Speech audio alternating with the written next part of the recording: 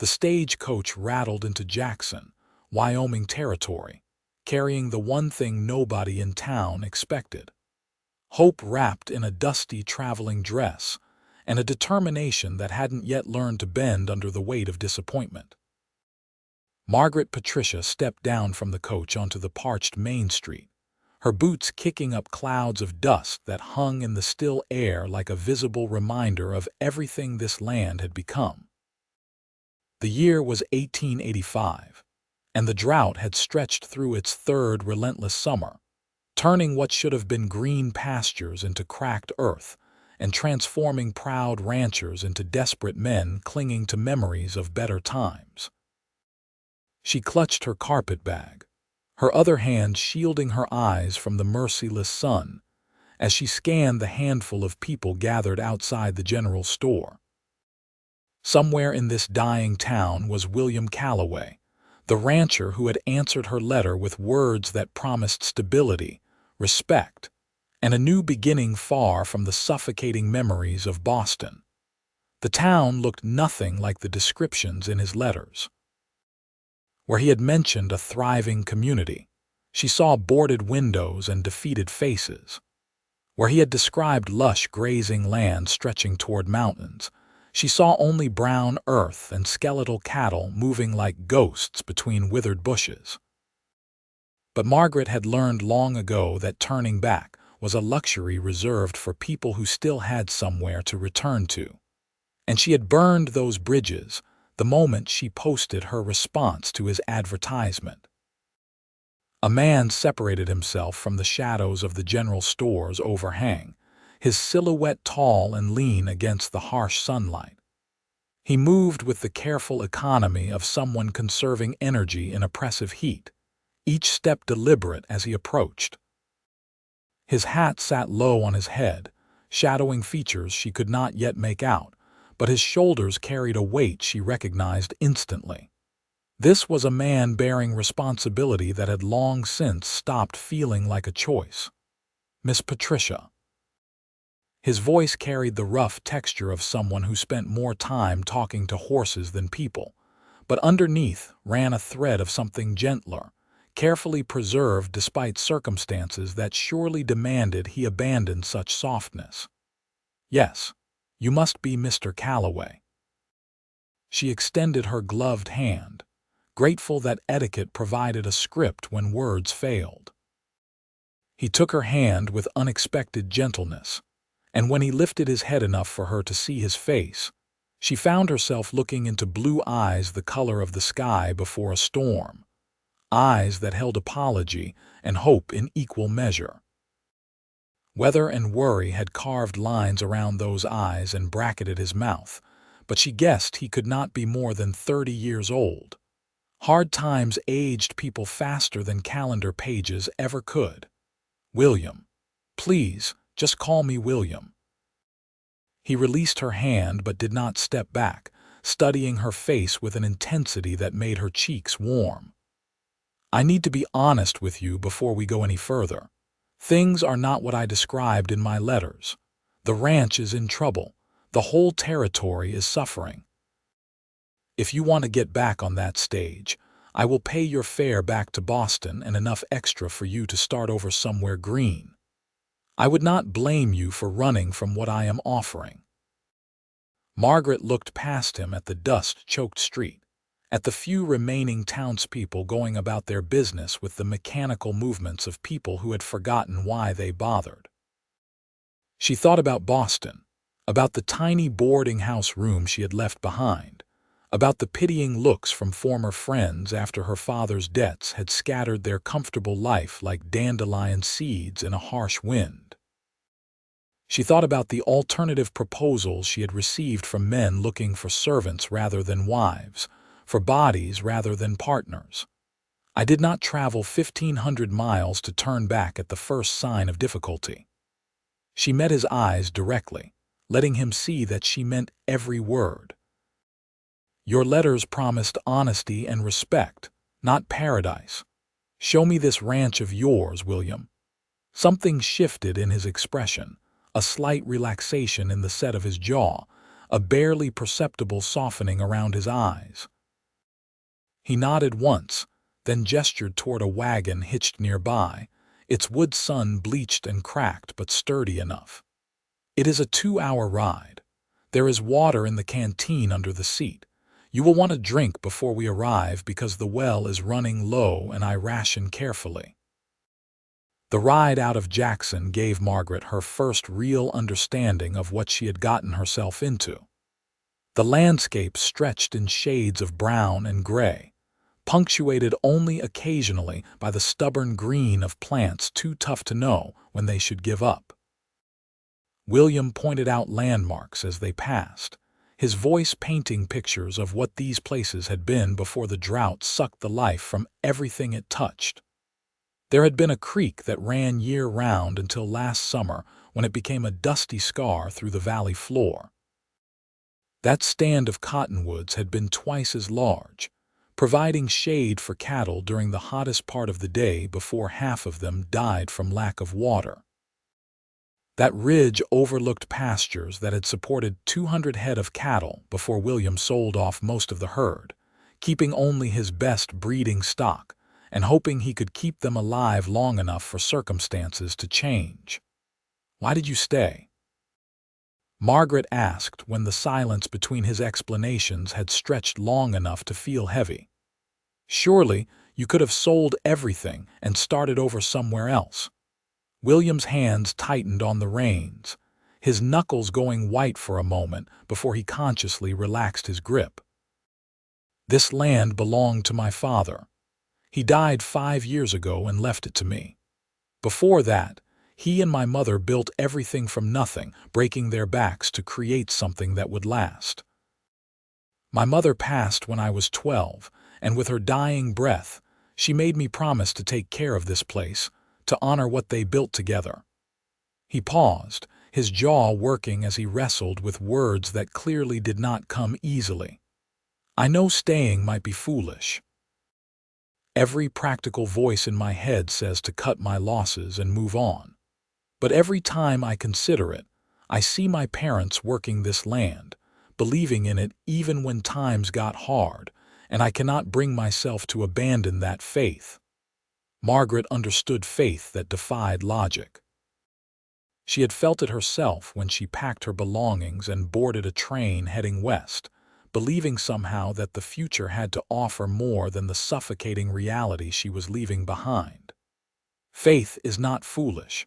Sometimes it is the only thing keeping us alive. He glanced at her then, really looked at her for the first time since they had left town, and something passed between them in that moment. Recognition, perhaps, or the beginning of understanding that they might be more alike than two strangers had any right to be. "I am glad you came, Margaret. Even if you decide tomorrow that this was a mistake, I am glad to have met someone who understands." The ranch house appeared in the distance, a low structure built from timber and stone, designed to withstand harsh winters and hot summers. It sat alone in a small valley, backed by hills that offered some shelter from the worst winds.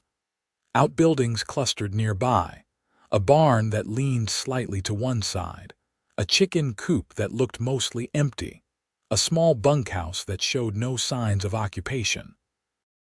Everything spoke of careful construction being slowly undone by neglect born of exhaustion rather than laziness.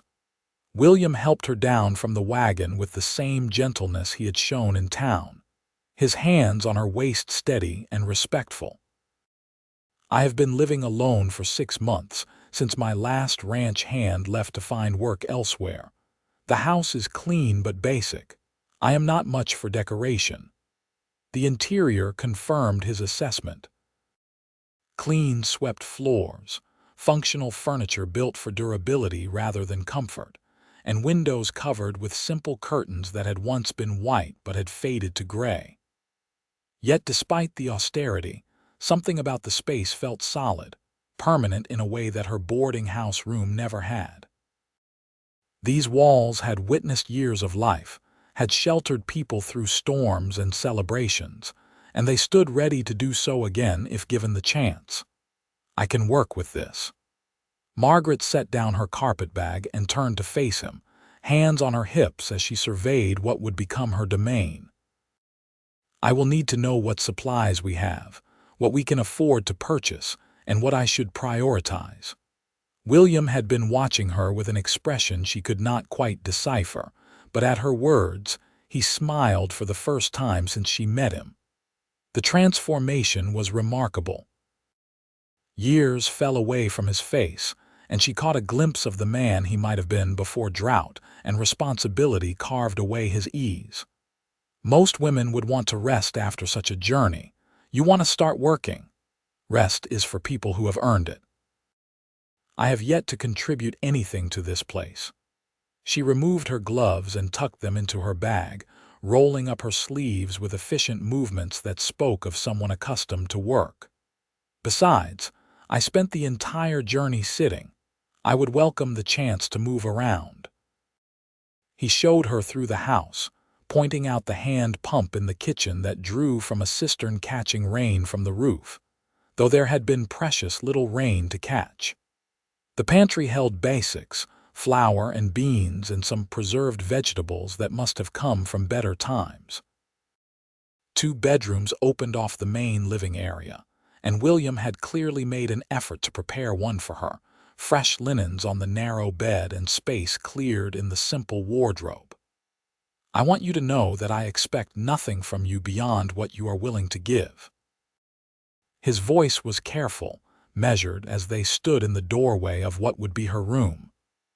The arrangement we discussed in our letters stands. We can be married in name only until or unless you decide otherwise. You have your own space, your own choices. Margaret appreciated his consideration even as part of her wondered how long such an arrangement could realistically last. But those were concerns for another day, after she had time to understand this man and this place better. Thank you for respecting that.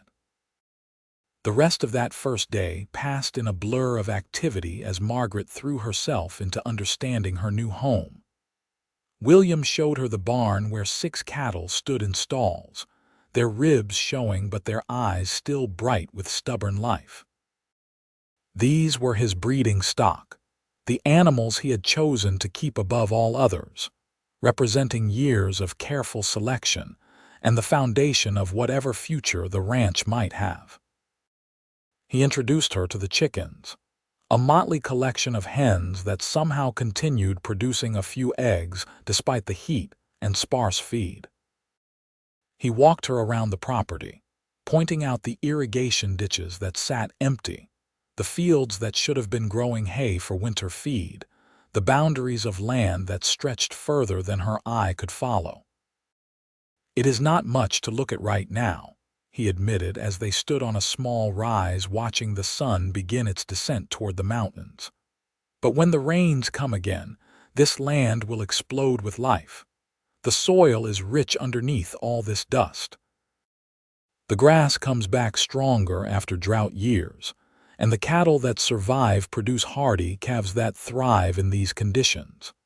This place has potential that most people cannot see past the current suffering. Margaret heard the hope in his voice, the desperate need to believe that his faith would be rewarded. She wanted to share that hope, to feel the same certainty that better days waited just beyond the horizon. But hope was a muscle that had atrophied during her last years in Boston, and she would need time to strengthen it again. Still, she could offer something. Then we will do what we can to help it survive until those better days arrive. The simple pronoun, the casual inclusion of herself in the ranch's future, made William turn to look at her with an expression that held gratitude and something else, something that might have been the first fragile shoot of deeper feeling. We. Yes, I had forgotten what that word sounded like. They returned to the house as darkness fell, and Margaret insisted on preparing supper despite William's protests, that she had done enough for one day. The truth was that she needed the familiar rhythm of cooking to settle her nerves, to process everything she had seen and learned and committed herself to. She worked with the limited supplies available, creating a simple meal that they ate at the rough-hewn table by lamplight. "Tell me about your father," she said as they ate, hungry for information that would help her understand this man she had agreed to marry. "What was he like?" William was quiet for a long moment, his fork pausing halfway to his mouth before he set it down carefully. "He was the strongest man I ever knew, and I do not mean physically, though he was certainly that as well. He had strength of character, the kind that let him keep going when everything else said to quit. He and my mother came out here with nothing but determination, and a dream of building something that would last. They survived winters that killed cattle, summers that burned crops, hostile encounters with people who thought this land should not be settled. Through all of it, he kept faith that the work mattered, that what they were building had value beyond immediate profit. He sounds remarkable. He was. He was also stubborn to the point of foolishness sometimes, refusing to adapt when circumstances changed, clinging to methods that no longer worked because they had worked in the past.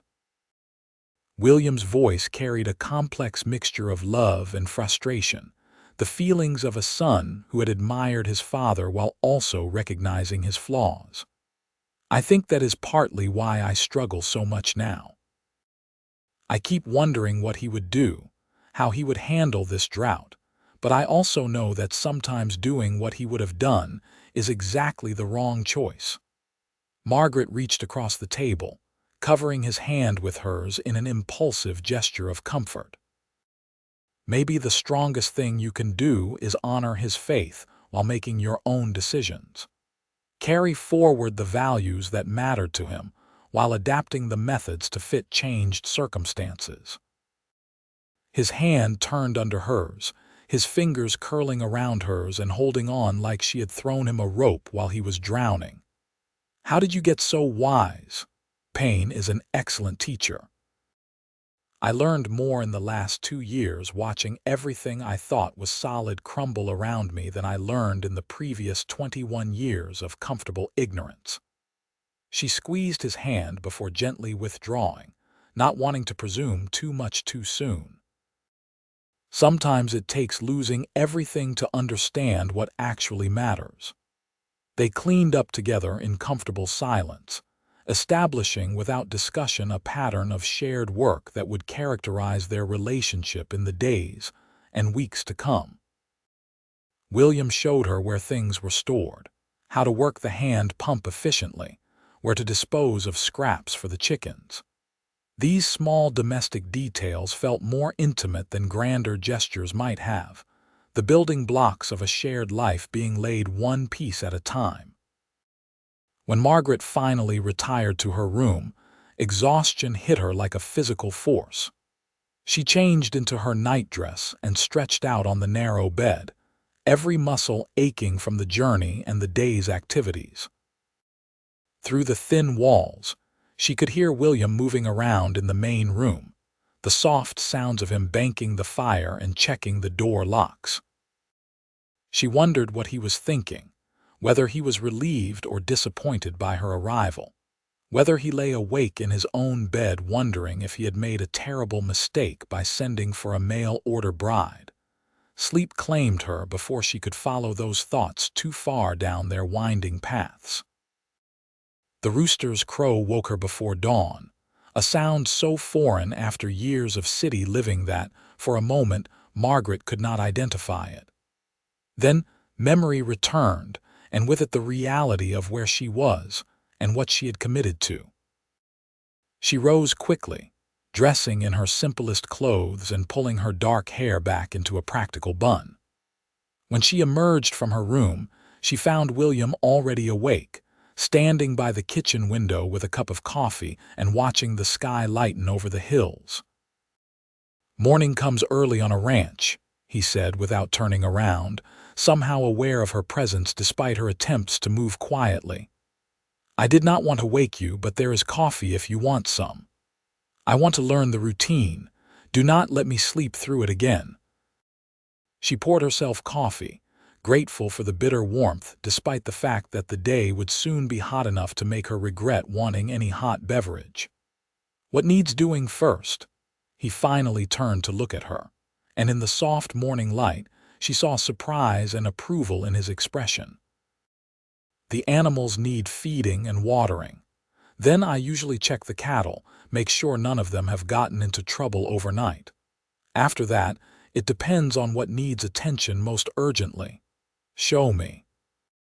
They worked through the morning together, William patient as he taught her how to measure out feed for the chickens, how to check the cattle for signs of illness or injury, how to pump water into the troughs with the least amount of wasted effort.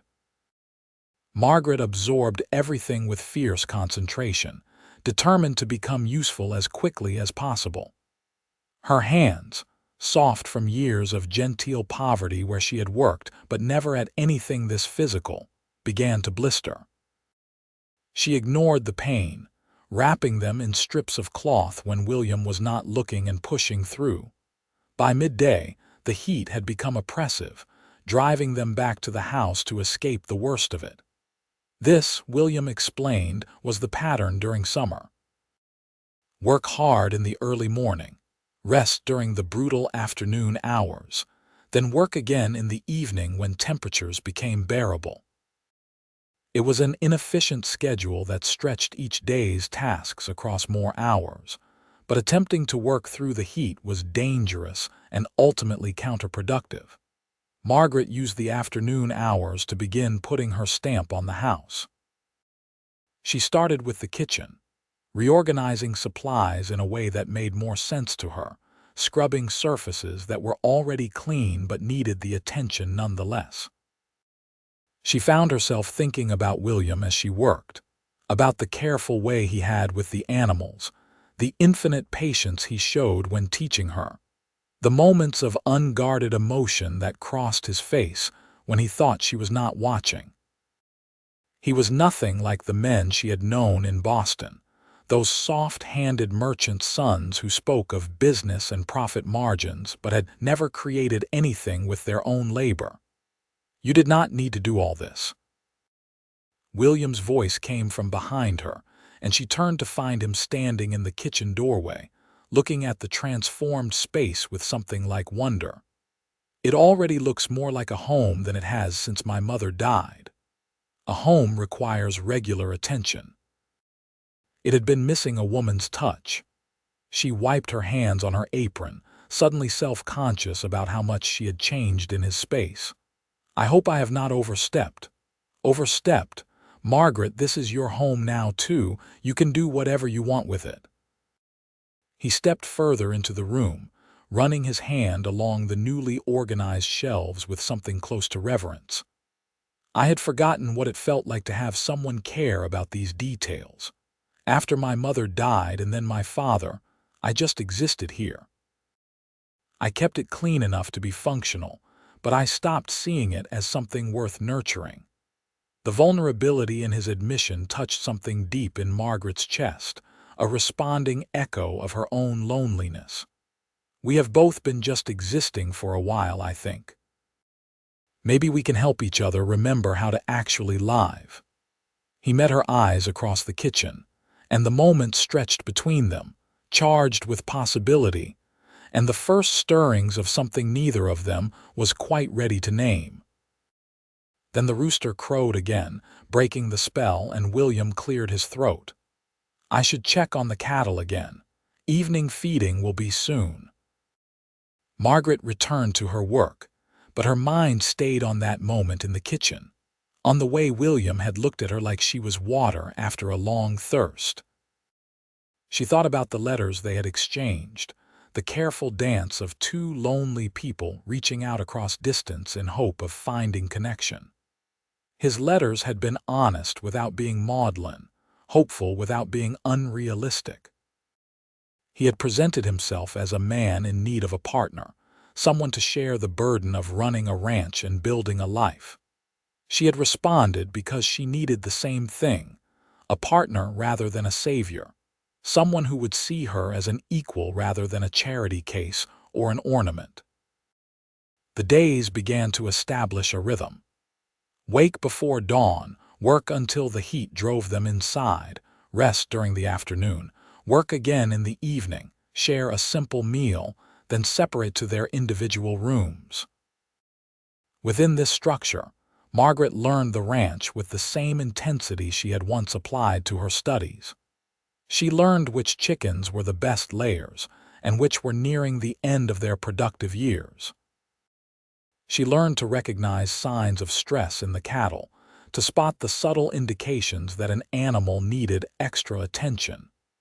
She learned to read the sky for hints of weather change, though in these drought years, the sky remained stubbornly clear, mocking them with endless blue perfection. And she learned William. She learned that he was naturally quiet but would talk for hours about ranching if given the chance. She learned that he had a dry sense of humor that caught her off guard, delivering deadpan observations that took a moment to recognize as jokes. She learned that he was scrupulously fair, dividing chores based on capability rather than traditional gender roles, never asking her to do anything he would not do himself. She learned that he carried guilt about the ranch's struggles, as if the drought was somehow his personal failing rather than a natural disaster beyond any individual's control. A week after her arrival, Margaret accompanied William into Jackson to purchase supplies. The trip served multiple purposes beyond the immediate need for flour and coffee. It would be her first chance to meet the townspeople properly, to begin establishing herself as part of the community. It would also be their first public appearance together, effectively announcing their relationship to anyone who cared to notice. The general store was run by a weathered woman named Sarah Jennings, who greeted them with shrewd eyes that took in everything about Margaret in approximately 3 seconds. "So you are the mail-order bride. Heard you arrived last week. Bold of you to come during a drought. I prefer to think of it as practical timing. My skills are needed more urgently now than they would be during prosperous times." Margaret met the woman's assessing gaze directly, refusing to be cowed by the judgment she sensed lurking behind the words. Something shifted in Sarah's expression, a softening that suggested approval. "That is a fair point. William here needs all the help he can get, though he is too proud to admit it usually." She turned her attention to William, her tone gentler. "You look better than the last time I saw you. Less like you were about to collapse from carrying the world on your shoulders." "Having another person around helps," William admitted, his hand finding the small of Margaret's back in a gesture that was becoming familiar, grounding them both. "Margaret has been a blessing." They purchased the supplies they needed, carefully counted from William's limited funds. Margaret noted prices and quantities, already thinking about how to stretch their resources further. As they loaded the wagon, a man approached, his expensive clothing and confident bearing marking him as someone of importance in the community. "Calloway, heard you took on a wife." The man's tone was friendly enough, but his eyes held calculation that made Margaret immediately wary. "I am surprised. Figured you would be ready to sell and move on by now." "Good to see you, Harrison. This is my wife, Margaret." William's voice had gone carefully neutral, and his body language had shifted subtly, becoming more guarded. "Margaret, this is Frank Harrison. He owns the bank here in Jackson. Pleasure to meet you, Mrs. Calloway." Harrison tipped his hat, but his attention remained primarily on William. "The offer I made you last month still stands. I have buyers interested in your land who would pay a fair price, enough to let you start over somewhere with better prospects. I am not interested in selling. You should at least consider it. This drought shows no signs of breaking. You are burning through your savings keeping those cattle alive. And for what? The satisfaction of clinging to something that might not exist in another year." Harrison's voice carried the smooth persuasiveness of someone accustomed to getting his way. Think about your new bride. Is this really the life you want to offer her? Margaret felt William tense beside her, saw the flicker of doubt cross his face before he could hide it. She stepped forward, inserting herself into the conversation with deliberate assertiveness. Mr. Harrison, I appreciate your concern for my welfare, but I am perfectly capable of deciding what kind of life suits me. I did not travel halfway across the country to immediately give up on the first challenge. Harrison's eyebrows rose, surprise and irritation warring on his face. I meant no offense, Mrs. Calloway. I am simply trying to help your husband see reason. My husband sees perfectly clearly. This land has value beyond its current productivity. It has history and potential and the investment of years of hard work by people who believed in it. She felt William's hand on her back again, this time in support rather than just comfort. We are not interested in selling. Now, if you will excuse us, we have work to get back to. She turned and climbed onto the wagon without waiting for a response, forcing the conversation to end through sheer force of will. William followed, his expression carefully controlled until they were out of town and rolling back toward the ranch. Then he started laughing, a deep, genuine sound she had not heard from him before. You just dismissed Frank Harrison like he was a persistent fly. Do you know how many men in this territory would give anything to have the courage to do that? He looked at her with open admiration, something warm and bright in his eyes. He has been after my land for 2 years, and I have never been able to shut him down that effectively. He was using me as a weapon against you. I do not appreciate being used. Margaret felt her own tension beginning to drain away, replaced by satisfaction at having stood her ground. Besides, I meant what I said. I did not come here to run away from the first difficulty. Still, you married a stranger, and within a week, you are defending his decisions to the most powerful man in the county. That takes either tremendous faith or tremendous foolishness. His tone was light, teasing, but she heard the question underneath. Maybe both. Or maybe I just recognize that some things are worth fighting for, even when logic says to walk away. She glanced at him, finding him already watching her with an intensity that made her breath catch. Your parents built something meaningful here. Your father left it to you because he trusted you to honor that meaning. Frank Harrison sees only financial value. He cannot understand that some worth cannot be measured in dollars. William was quiet for a long moment, his attention apparently on driving, though she sensed his focus was entirely on her words. In your letters, you wrote about losing your father and watching everything you thought was secure disappear. You wrote about learning that financial stability did not guarantee actual stability. I connected with that because I have watched this ranch go from prosperous to struggling and learned the same lesson. But I never expected you to apply that understanding to defending me. We are partners now. That means we face challenges together. She said it simply, as if it was obvious, though her heart was beating faster and her palms had grown damp inside her gloves. Partners, he repeated, testing the word. Then, so quietly she almost missed it, I am starting to hope we might become even more than that. Her breath caught, but before she could respond, they crested the ridge overlooking the ranch and both of them froze. Smoke rose from behind the barn, dark and ominous against the clear sky. William swore and urged the horses into a run, the wagon bouncing dangerously over the rough track. Margaret held on, her heart in her throat as they raced toward the smoke. As they got closer, she could see that the barn itself was not on fire, but rather a pile of brush behind it that must have somehow ignited in the heat. They leaped from the wagon while it was still moving, both of them running toward the fire. It had not spread far yet, still mostly contained to the brush pile, but it was growing and the barn was dangerously close.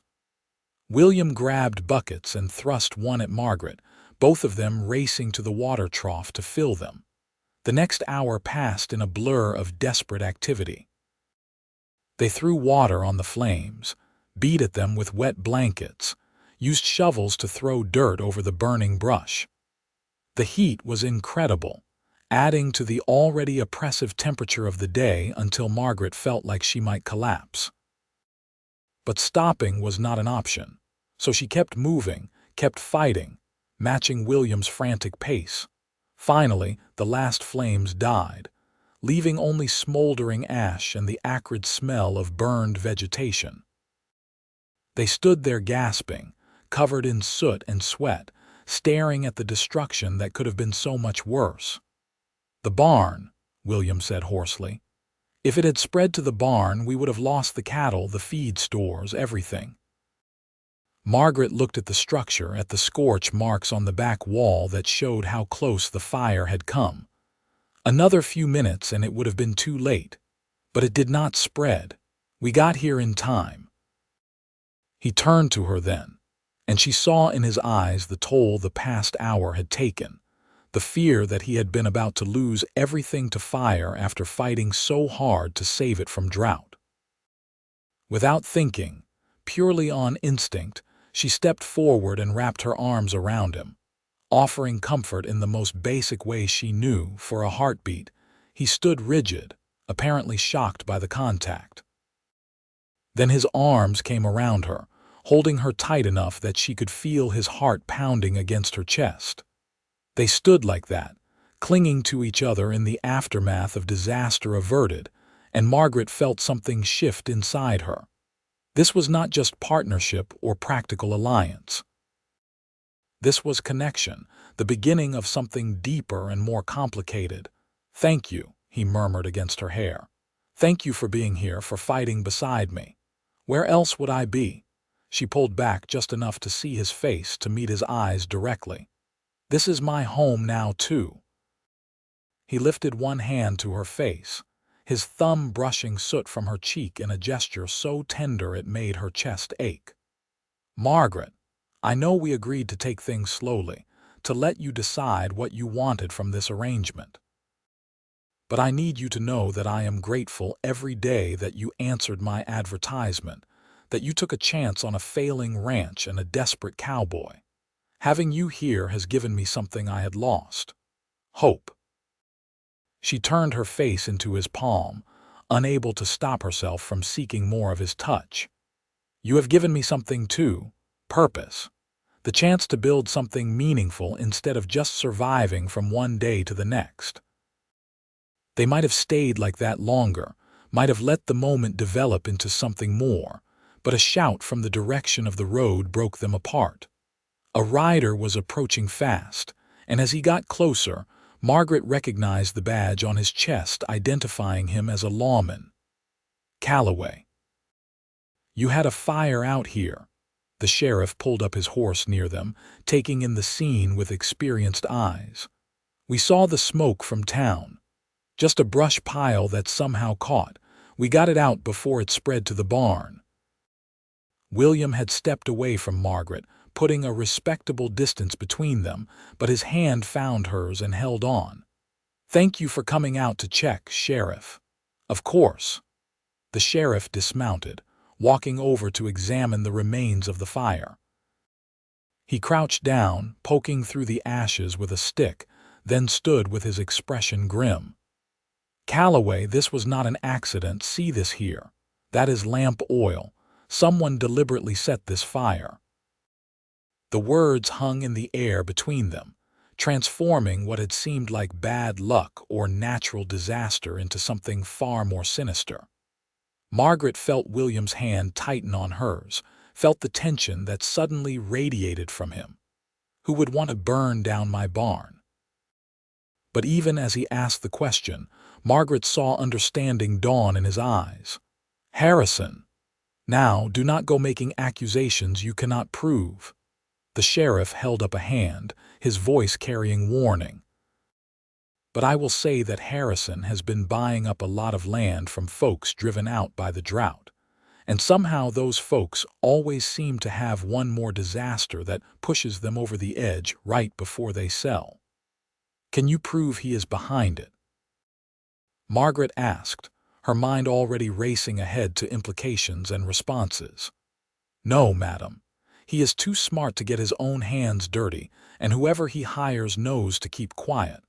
All I can do is document what happened here and warn you to be careful. The sheriff looked between them, his expression sympathetic. Keep your eyes open. Do not leave the property unguarded if you can help it, and if you see anything suspicious, come get me immediately. After the sheriff left, William and Margaret stood looking at the burned brush, the implications settling over them like a heavy blanket. He is trying to drive me off my land, William said finally. That conversation in town today, offering to buy me out, was not kindness. He was measuring how close I am to breaking, and when we refused him, he decided to help push me over the edge. Then we will not let him succeed. Margaret turned to face William, gripping both his hands and waiting until he met her eyes. We will be vigilant. We will protect this place. And we will not give him the satisfaction of watching us give up. This is more than you signed on for. I would understand if you wanted to leave, to go somewhere safer.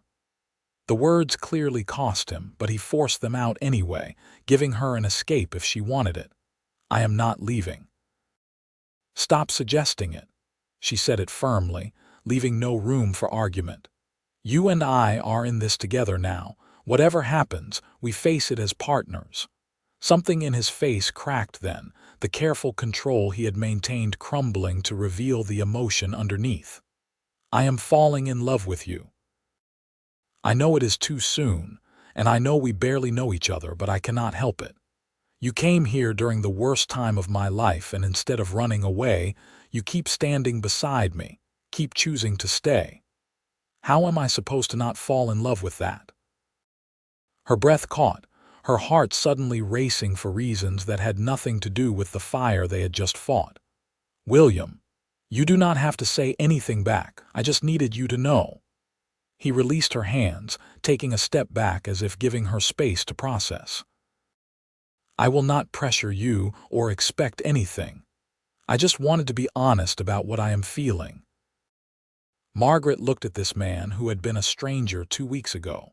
This cowboy who fought drought and fire and bankers with equal determination while still finding the capacity to be gentle, to be considerate, to be honest about his feelings.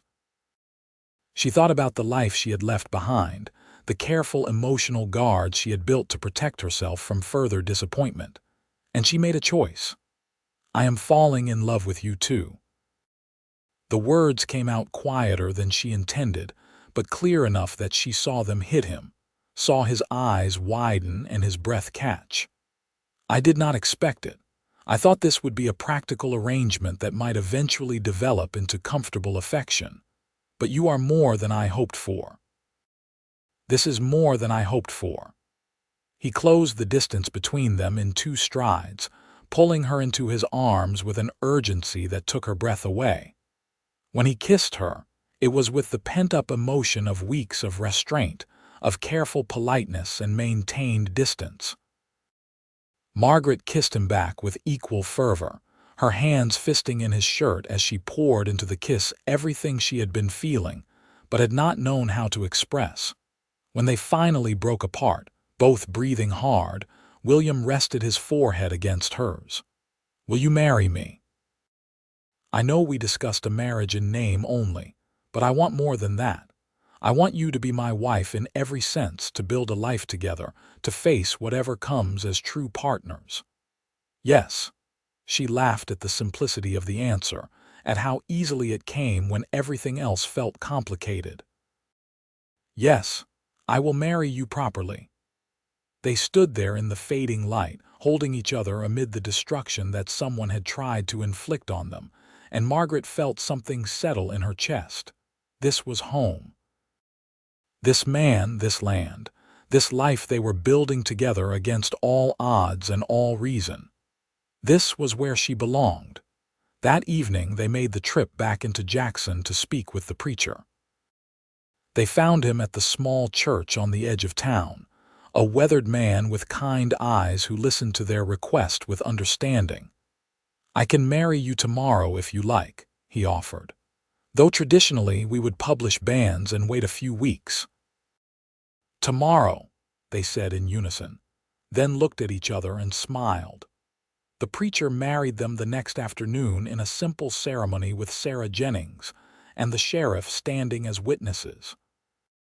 Margaret wore her best dress, and William had clearly made an effort to clean up, his hair still damp from washing.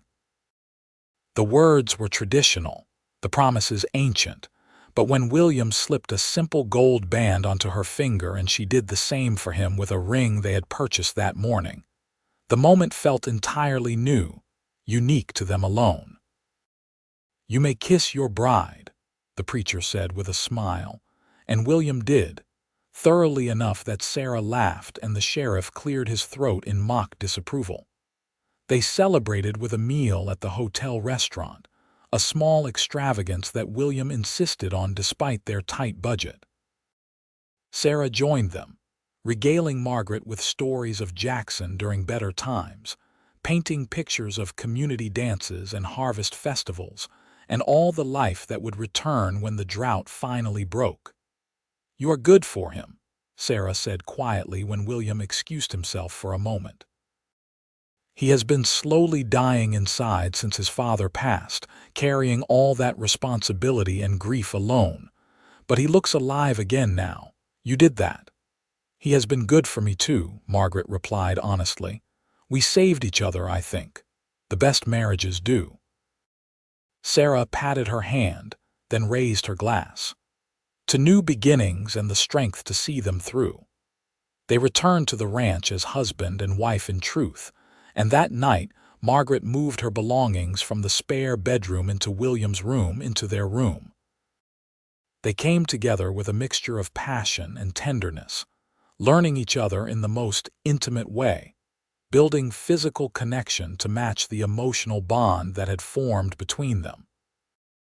Afterward, lying in William's arms with her head on his chest, Margaret listened to his heartbeat and felt more at peace than she had in years. "Tell me about when it rains here," she said sleepily. "What does this land look like when it has enough water?" William's hand traced lazy patterns on her shoulder as he spoke. "The grass comes up so fast you can almost watch it grow. Everything turns green seemingly overnight. Wildflowers bloom in waves, starting with the early spring varieties and continuing through summer. The creek runs full and fast, cold enough that it makes your teeth ache to drink from it. The cattle get fat and sleek, and the calves play in the fields like they do not have a care in the world. The air smells different too, clean and fresh instead of dusty and dry. It sounds beautiful." "It is, and we will see it again. This drought cannot last forever." His arms tightened around her. "When it breaks, when the rain comes, we will stand outside and let it soak us to the bone. We will celebrate what this land can be when it has what it needs to thrive." Margaret thought about his words as sleep began to claim her. "You are the rain my land needed, darling," she imagined him saying, and she understood the metaphor. She had brought life to this place in her own way, not with water but with hope, with partnership, with love. And in return, he had given her the same, a reason to believe that the future could be better than the past. The next weeks tested them in ways that made the previous challenges seem minor. Whoever Harrison had hired to start the first fire apparently decided to continue his campaign of sabotage. Fence lines were cut, letting the cattle wander. The chicken coop latch was mysteriously left open one night, and they lost 3 hens to predators. The hand pump in the kitchen broke in a way that suggested deliberate damage rather than natural wear. Through it all, Margaret and William worked together, fixing what broke, staying vigilant, refusing to let frustration push them into reckless action.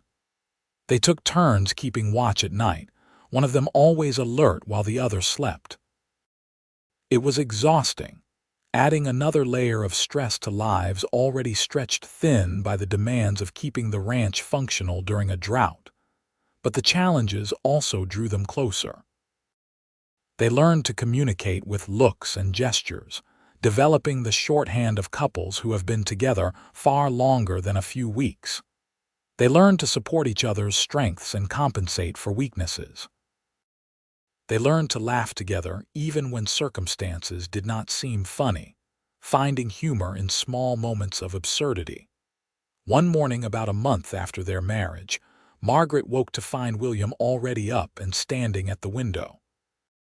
Something in his posture made her join him, and when she looked out, she saw what had captured his attention: clouds. Real, heavy, dark clouds rolling in from the west, the kind that promised rain rather than just teasing with false hope. "Do not get too excited," William said, though she could hear the hope in his voice despite the cautioning words. "We have had clouds before that amounted to nothing." But these clouds were different. Margaret could feel it in the air, a heaviness, an electricity that spoke of change coming. They went about their morning chores with one eye on the sky, watching the clouds build and darken, watching them spread until they covered the sun and turned midday into premature twilight. The first drops fell as they were feeding the cattle, fat and heavy, hitting the dusty ground with audible impacts. They froze, both of them staring up at the sky as the drops came faster, harder, turning into a genuine rain that soaked through their clothes in seconds. William let out a whoop of joy, grabbing Margaret and spinning her around. She laughed, tilting her face up to catch the rain, tasting it on her lips like a blessing. They stood there getting drenched, holding each other and watching years of drought begin to break. The rain continued throughout the day and into the night, a steady soaking rain that the land absorbed like a desperate man drinking water. It rained for 3 days straight, transforming the brown landscape into something that hinted at green, filling the dry creek bed until water ran again, raising the level in their well and the stock pond. When the rain finally stopped and the sun emerged, the world looked reborn. And Margaret and William stood on their porch, arms around each other, watching their land begin to heal. "You did it," Margaret said softly. "You kept faith through the worst of it, and the land rewarded that faith." "We did it," William corrected, pulling her closer. "I would not have made it without you. You arrived during a drought and became the rain my land needed, darling. The rain my soul needed too." She turned in his arms to face him, seeing in his eyes a future that stretched out bright and full of possibility. "Then we are even because you gave me what I needed too. A home, a purpose, love." He kissed her then, thorough and deep, a promise of all the days to come. The weeks following the rain brought transformation. The grass grew with the explosive speed William had described, turning the brown fields green. Wildflowers appeared, dotting the landscape with color. The cattle fattened, their ribs disappearing under healthy flesh. The ranch began to look like the prosperous operation William's parents had built, the potential that had been hidden under drought conditions emerging into reality. But the rain brought other changes too. With his primary method of driving William off the land no longer viable, Frank Harrison changed tactics.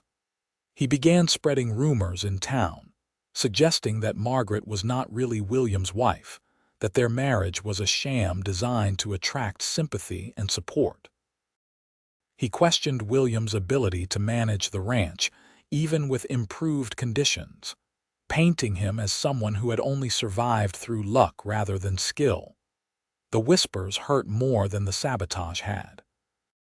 Margaret found herself facing suspicious looks when she went to town, enduring pointed questions about her past and her motives. Women who had been cautiously friendly became cold. Men looked at her with speculation that made her skin crawl. William wanted to confront Harrison directly, but Margaret convinced him that would only make things worse. Instead, they focused on living their lives openly and honestly, letting their actions speak louder than Harrison's lies. They attended church every Sunday, participated in community events, helped neighbors who needed assistance.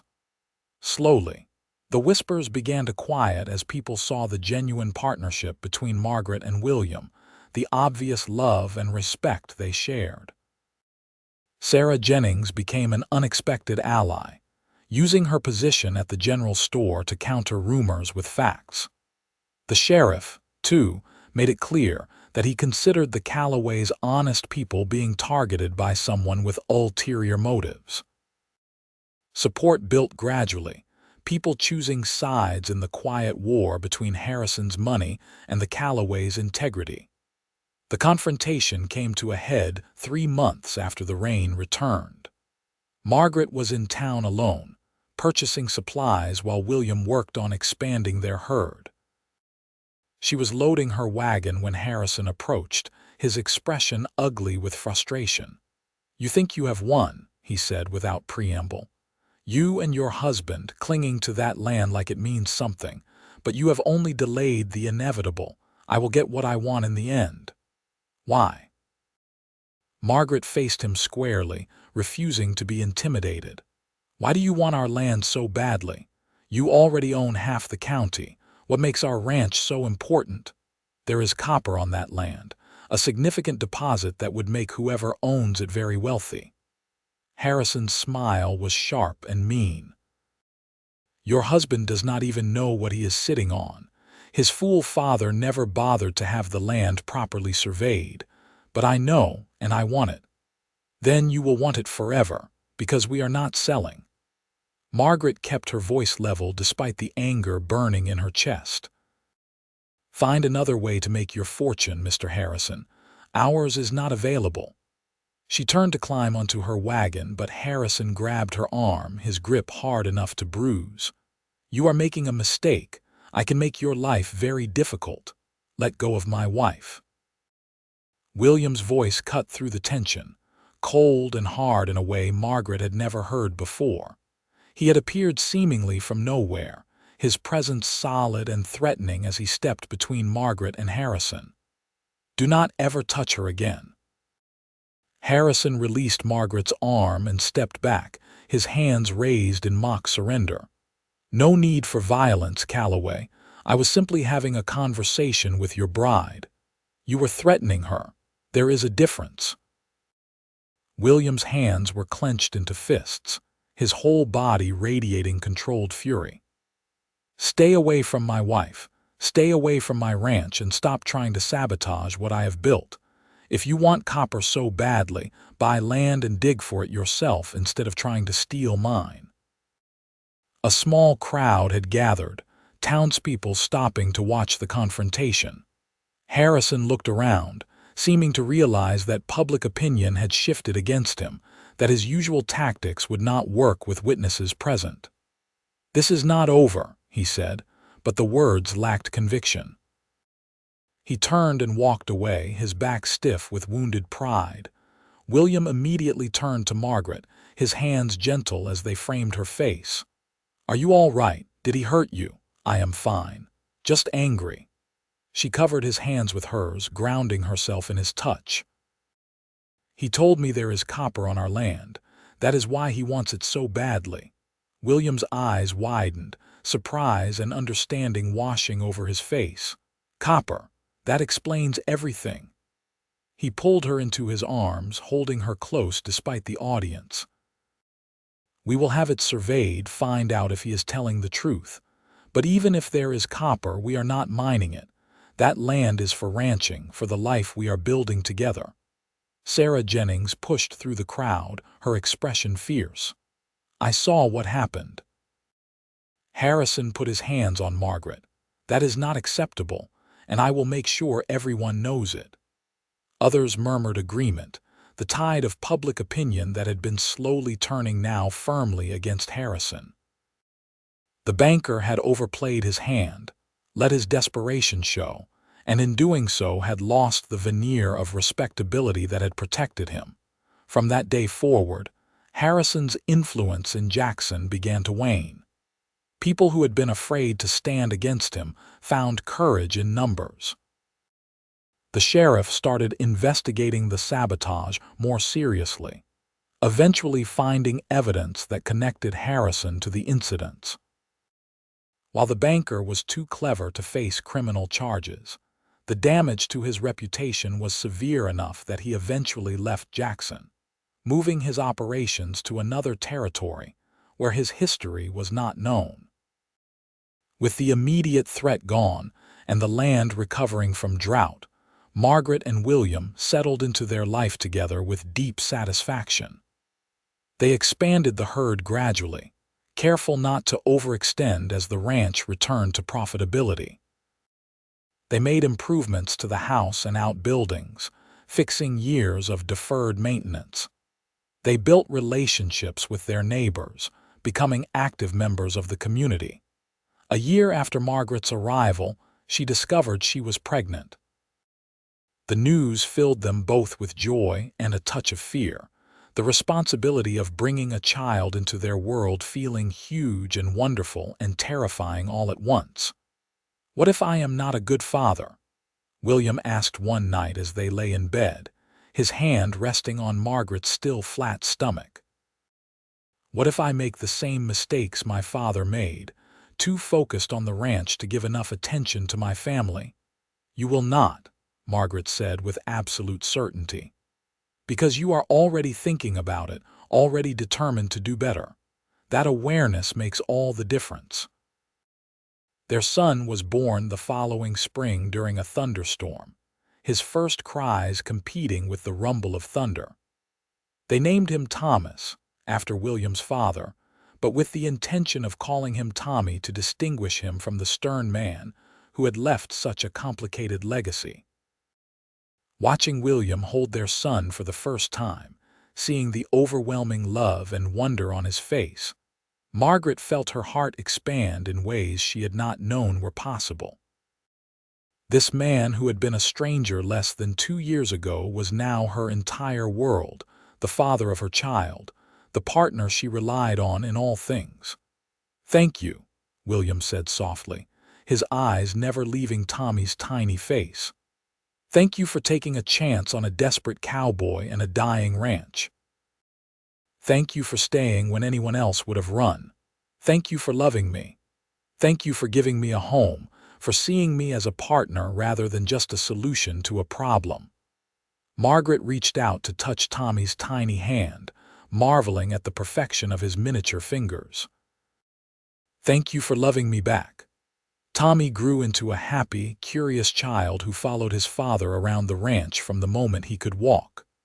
Margaret often watched them together, William patient as he taught Tommy about cattle and horses, about reading weather signs and respecting the land. The gentleness William showed their son, the careful attention to Tommy's questions and needs, proved all his fears about fatherhood unfounded.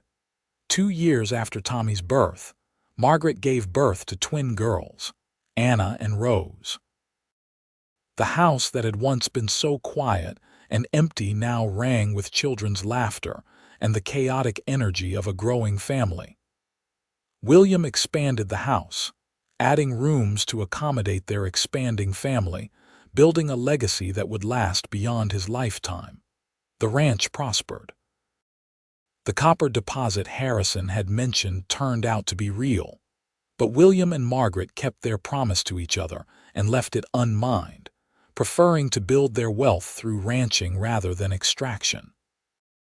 The land recovered fully from the drought years, becoming the productive, beautiful place William's parents had envisioned. Sarah Jennings became a beloved surrogate grandmother to the children, teaching them skills and sharing stories of Jackson's history. The sheriff remained a friend, often stopping by for coffee and conversation. The community that had once been divided over the conflict with Harrison came together, united in supporting the young family that had refused to give up. As years passed and the children grew, Margaret sometimes thought back to that first day when she stepped off the stagecoach into a dust-choked town during the worst drought in memory. She thought about how terrified she had been under her brave exterior, how uncertain about whether she had made the right choice. She thought about William's first words to her, offering her a way out before she had even committed to staying. "What are you thinking about?" William's voice broke into her reverie. They were sitting on the porch watching the sunset, a ritual they had maintained throughout their marriage, this daily moment of peace together. "About the day I arrived, about how different everything looked then compared to now." She gestured at the green fields, the healthy cattle, the solid buildings, the children playing in the yard. "About how I almost turned back a dozen times during the journey, afraid I was making a terrible mistake." William reached over and took her hand, his thumb tracing the gold band she still wore. "I am grateful every day that you did not turn back. You transformed my life, Margaret. You arrived during a drought and became the rain my land needed, the rain my heart needed. Everything good in my life now traces back to you stepping off that stagecoach and choosing to stay. You did the same for me. You gave me purpose and partnership and love when I thought those things were lost to me forever." She squeezed his hand, their fingers interlocking in a familiar pattern. "We saved each other. The best marriages do," William said, echoing Sarah's words from years ago. "Though I think we did more than save each other. We built something neither of us could have created alone. This ranch, this family, this life. It is ours together." Tommy called from the yard, asking his father to come settle a dispute between him and his sisters. William stood, pulling Margaret up with him. "Come on, darling. Our children need us." They walked down the porch steps hand in hand, moving into the midst of their family's happy chaos. The sun set behind the mountains, painting the sky in shades of gold and pink, illuminating the ranch that had nearly died but now thrived. Water flowed in the creek, cattle grazed in green fields, children laughed and played. Everything spoke of life triumphant over hardship, of faith rewarded, of love conquering doubt. That night, after the children were in bed and the house was quiet, William and Margaret stood at their bedroom window looking out at their land under starlight. "You ever regret it?" William asked softly. "Giving up city life for this, trading security for uncertainty, not for a single moment." Margaret turned to face him, cupping his face in her hands. "This life with you is everything I never knew I wanted. Every challenge we have faced, every hardship we have endured, led us here to this moment, to this family, to this love. How could I regret that? I love you, Margaret Calloway. More today than yesterday and less than I will tomorrow." He kissed her gently, then deeper, the passion between them still strong despite years of marriage. Later, lying in bed with Margaret's head on his shoulder, William spoke into the darkness. "When I wrote that advertisement seeking a mail-order bride, I thought I was looking for practical help, someone to share the work of running a ranch. I never imagined I would find my soulmate, my perfect partner in all things. I answered your advertisement thinking I was settling for safety and stability, never imagining I would find passionate love and true partnership." Margaret's fingers traced patterns on his chest, her touch intimate and familiar. "The universe has a better imagination than we do." They drifted toward sleep, secure in each other's arms, surrounded by the life they had built together. Outside, a gentle rain began to fall, not the desperate deluge that had broken the drought, but the soft, sustaining rain that nourished growing things. It was the kind of rain that promised continued abundance, that spoke of a land healed and healthy. In the years that followed, the Calloway Ranch became known throughout Wyoming Territory as an example of what faith and hard work could achieve. People pointed to it when they needed hope, when they faced their own droughts, whether literal or metaphorical. They told the story of the mail-order bride who arrived during the worst drought in memory, and the cowboy who called her the rain his land needed. They spoke of it as a love story, which it was, but also as a testament to human resilience and the power of partnership. Tommy grew to take over more responsibilities on the ranch, learning from his father the value of the land and the importance of stewardship. Anna and Rose brought their own gifts, Anna showing a talent for breeding better cattle, while Rose had a head for business that would serve the ranch well in years to come. 2 more children followed, a boy they named James and another girl called Emily, filling the house with even more life and love. Margaret expanded her role beyond the ranch, becoming a leader in the community and advocating for other women who found themselves in difficult circumstances. She helped several other mail-order brides adjust to life in the West, offering the support and understanding she wished she had received. She worked with Sarah to establish a school in Jackson, ensuring that children in the territory had access to education. William served on the town council, using his experience and judgment to help guide Jackson through periods of change and growth. He never forgot the lessons of the drought years, always counseling caution and preparation, making sure the town had systems in place to support people through hard times. As they aged, their love deepened rather than diminishing. They had weathered enough storms together to know that what they had built could withstand anything. They had raised children who carried their values forward into the next generation. They had created not just a successful ranch, but a genuine legacy of faith, hard work, and love. One evening, many years after Margaret's arrival, they sat on their porch watching yet another beautiful sunset. Their hair had grayed, their hands had grown rough with age and work, but they still held hands every evening as they had since their early days together. No regrets. William asked, a question that had become ritual between them over the years. Not a single one, Margaret replied, as she always did. You, only that I did not meet you sooner, that we did not have even more years together. He squeezed her hand gently. But I am grateful for every day we have had, every moment we have shared. Their eldest grandson rode up, Tommy's boy, with questions about managing the new calves. William stood to go help him, but paused to lean down and kiss Margaret's forehead. I will be back soon, darling. I will be here, she assured him, and watched him walk down the steps with their grandson, still teaching, still sharing the knowledge that would carry the ranch into the future. Margaret sat alone on the porch, listening to the sounds of the ranch settling into evening. Cattle lowing in the distance, horses moving in the corral, the creek running full and strong. The smell of dinner cooking drifted from the kitchen where Anna was preparing the evening meal. Children's voices echoed from somewhere beyond the barn where the younger grandchildren were playing. This was what she had bought with her courage that day when she stepped off the stagecoach into an unknown future.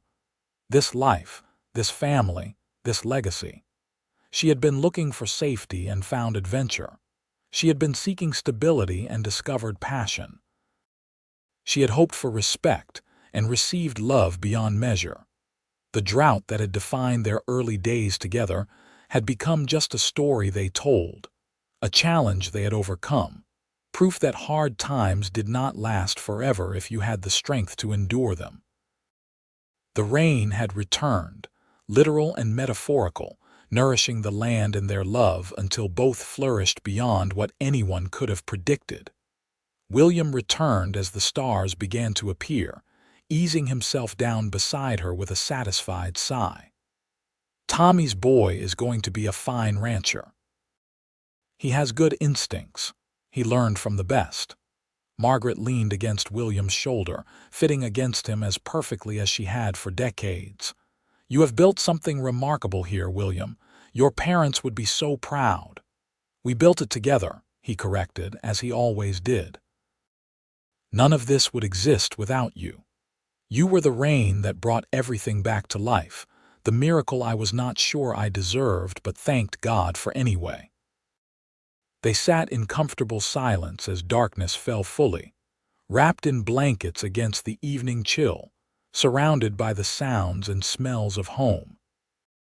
Whatever challenges the future might bring, they would face them as they had faced everything else together, drawing strength from their partnership and their love. The story of the mail-order bride and the cowboy became part of Wyoming Territory's folklore, told and retold with variations and embellishments. But the truth was simpler and more profound than any story could capture. Two people, broken by their own circumstances, had found each other at exactly the right moment. They had chosen each other day after day, through drought and plenty, through conflict and peace, through all the ordinary and extraordinary moments that made up a life. And in choosing each other, they had created something that would outlast them both, a legacy written in the land they had nurtured, the children they had raised, and the love they had shared. Years later, when William passed peacefully in his sleep at the age of 78, Margaret held his hand and whispered thanks for the life they had built together. She lived 3 more years, long enough to see her youngest grandchildren begin families of their own, long enough to know that everything she and William had worked for would continue. When Margaret's time came, she died on the porch they had shared so many evenings, looking out at the land she had learned to love as deeply as William had. Her children and grandchildren gathered around her, and with her last words, she told them to remember that love and faith could overcome any obstacle, that hard times never lasted forever, and that sometimes the bravest thing you could do was take a chance on an unknown future.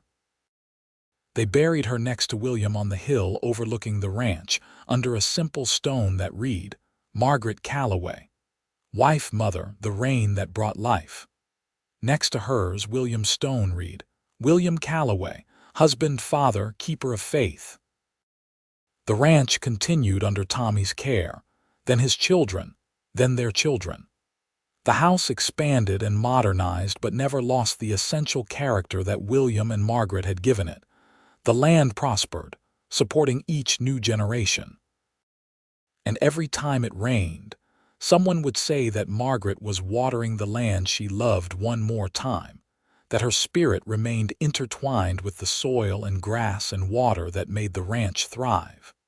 The story remained too, passed down through generations. Young couples facing their own challenges took comfort in hearing about Margaret stepping off that stagecoach into a dying town during a drought, about William offering her an out but hoping she would stay, about two people building love and legacy from courage and faith and hard work. The story reminded them that the best things in life often came from the bravest choices, that love could bloom in the harshest conditions, and that sometimes what looked like a mistake turned out to be the best decision you ever made.